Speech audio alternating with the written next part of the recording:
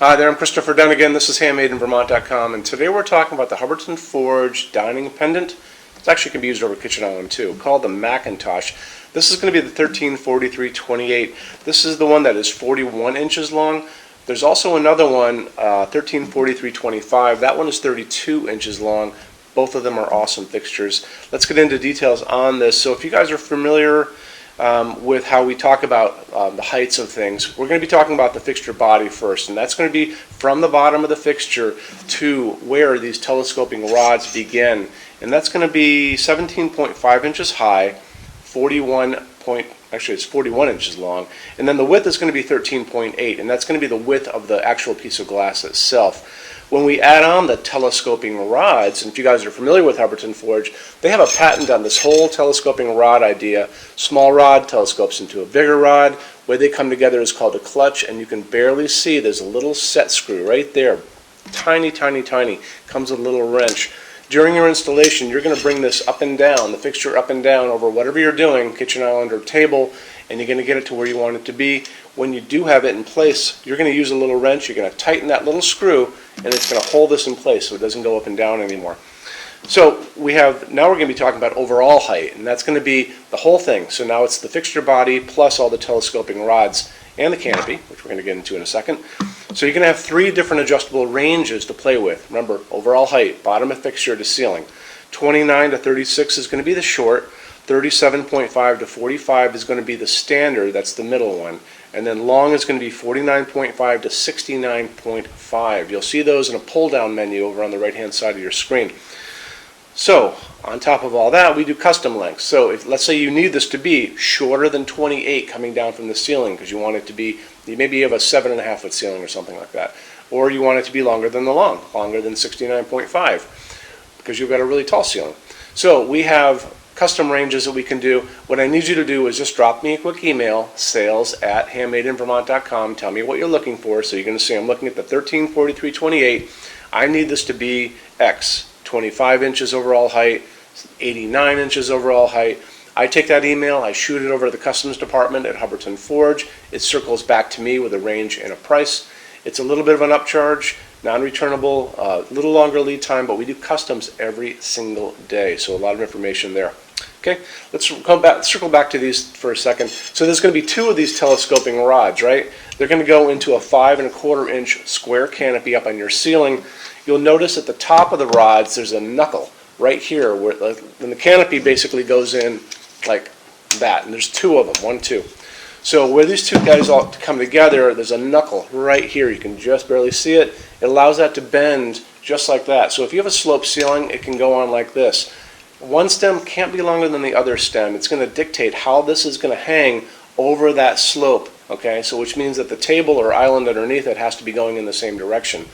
Sounds a little confusing. If you want to know more, give me a quick call, 802-446-2400 during business hours, or you can call or email us, sales@HandmadeInVermont.com, and I have a PDF on that information I can shoot over to you so you get a chance to see it. Excuse me. If you have a flat ceiling, it's going to be fine. You don't have to worry about it. It's really just the height of the ceiling we'll have to get into a little bit. Okay? So let's hop back over to this canopy idea. So let's talk about how the canopy goes on your 4-inch standard junction box. I love to be able to show you guys as much information as I can. A great way to do that is to show you the install sheets that are going to be in the box when you get this, because they have great technical drawings of how the whole thing goes together, what the lamping's like, how you put the glass in. But the most important thing, it's going to show you how your canopy is going to go over the junction box. So over on the right-hand side of the screen, if you're on the page for this, under those pull-down menus, just scroll down a little bit. Way over on the right, you're going to see a link. It's going to say, click here for installations instructions PDF. So open that up for me. You'll see great information there, as well as those drawings. Kind of explains the whole thing. You can take that link and you can email it to your electrician or your contractor so they get a good heads up on how it all works, okay? So moving on from there, why don't we talk about lamping on this? So when you looked at that parts list or the install sheets, you'll notice there was a schematic of how it's going to show 2 of these porcelain sockets, and it's just a medium base socket we all grew up with, screw-in bulb, how they're set up. And they're set up so one is facing this way, one is going to be facing that way, and they're on their side, which means that you're going to get a lot of light down, a A lot of light up, a lot of light out from two sides, don't forget. So this makes this a really good task light over a kitchen island if you guys want to do that. Not many pendants can say that. It's also good over a dining table. Some people will put this into a foyer and it'll light the whole place as well as push light down. You'll notice that Hubbardton says that you can go up to two 150 watt BT15 halogens.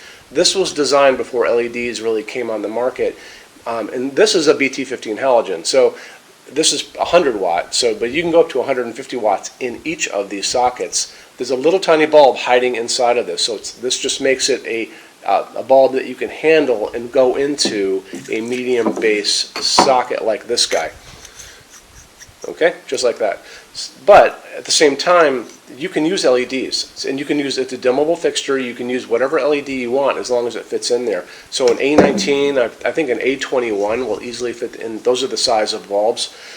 So that means that you can go up to 150 watt equivalent for an LED. Two of them, don't forget. So you don't have to do halogens if you don't want to, but you can if you want to. It's a dimmable fixture. If you're going to be putting this on a dimmer and you're going to be using incandescent bulbs in there, make sure you decide which dimmer you're going to use, incandescent version or LED version. Your contractor or electrician will know more about that. It's not a big deal. It's just you got to choose the right one. They generally are the same price anyway. Okay, and then excuse me, when you guys want to do the LEDs, you can choose your color temperature.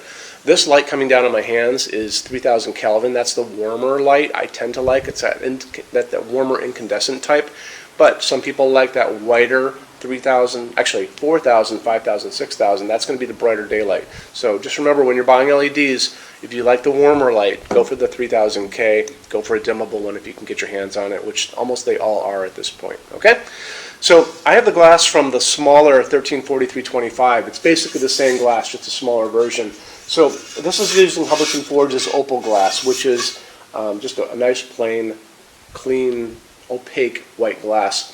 Very technically difficult piece of glass to make. It's a piece of slump glass, and how they do that is they have a form like a mold, and they put a flat piece of glass over it. They put it into a kiln, and it basically falls into that, melts into that form, and then they trim off all the excess on it. So this is a beautiful piece of glass that's made in upstate New York. Very, very hard to make this. So it's just another great piece that Hubbardton Forge has come up with. It took a long time of trial and error to get that right. I remember that was like 20 years ago. So anyway, let's get into finishes now. If you're on our website, HandmadeInVermont.com, you'll see there's a pull-down menu on the page for this. It says Choose Your Finish. We have a really good guide over on the left-hand side of your screen in the red tabs. It says Finishes Help Guide. Open that up for me. It's going to be a video on the top of that of me talking to you guys about the differences in Hubbardton Forge finishes, how they can look on different types of forging. I will be referencing a color chart farther down, so scroll down for me. Check out that chart. Watch the video. Use the chart. When you're all done with that, go back down to that chart. You can click on any of those finishes, and a bigger window will pop open and show you more samples of whatever you guys just clicked on. So really take advantage of that if you can for me. And I want to point out one more thing about the socket cluster area. If you look at the picture next to me, I took a photograph of the smaller size down, which uses all the same parts. It's just scaled down a little bit. And you'll notice there's a perforated diffuser just above the bulbs. So it's metal. It's got holes in it because heat can rise up through that. But the whole reason for that to be there is when you're looking down from a second story, like a balcony or a stairway, you're not going to see these. It's going to protect your eyes from that. So it's just a little added bonus, but it's there if you guys want to see it.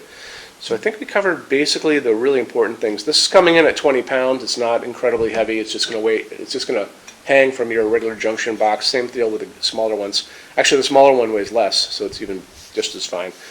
We have the smaller one on display in our showroom. Our showroom has over 350 Hubbardton Forge fixtures spread across 2 floors. We have a What's on Display page on our website. Back over in the red tabs, there's a lot of good info for you guys over there. Check it out.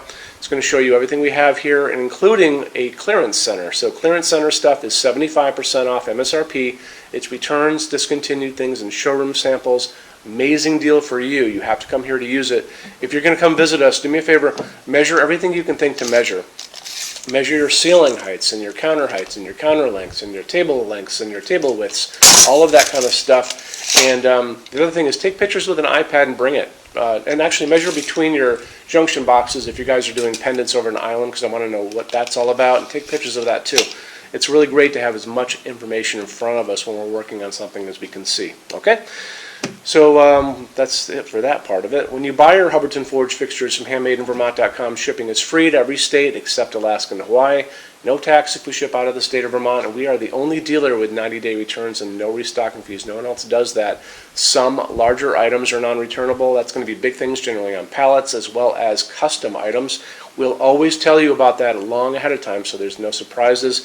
We also offer a rush program. So Hubbardton Forge generally takes about 3 to 4 weeks to get product out. We can cut that time in half, and it's very inexpensive. If you want to know more, just drop me a quick email, sales@HandmadeInVermont.com, and I can tell you more about that. Showroom's open every day except Sunday from 11 to 6. I'm here every day except Sunday from 10 a.m. to 6 p.m. Eastern Time if you guys have any questions, okay? So thanks for stopping in today. Check out the smaller version of this. If you're familiar with Charles Rene MacIntosh, is the reason what this is called a MacIntosh pendant. So Charles Rene MacIntosh was an architect back during the same time as Frank Lloyd Wright. He was from Scotland. He did these incredible rooms and designed furniture that you've probably seen in your travels in life. There's a picture of a chair he did right next to me, and you'll see that the design of this fixture echoes those chairs. So now you know something. So anyway, thanks for stopping in today, and we'll talk to you guys soon. Take care. Bye-bye.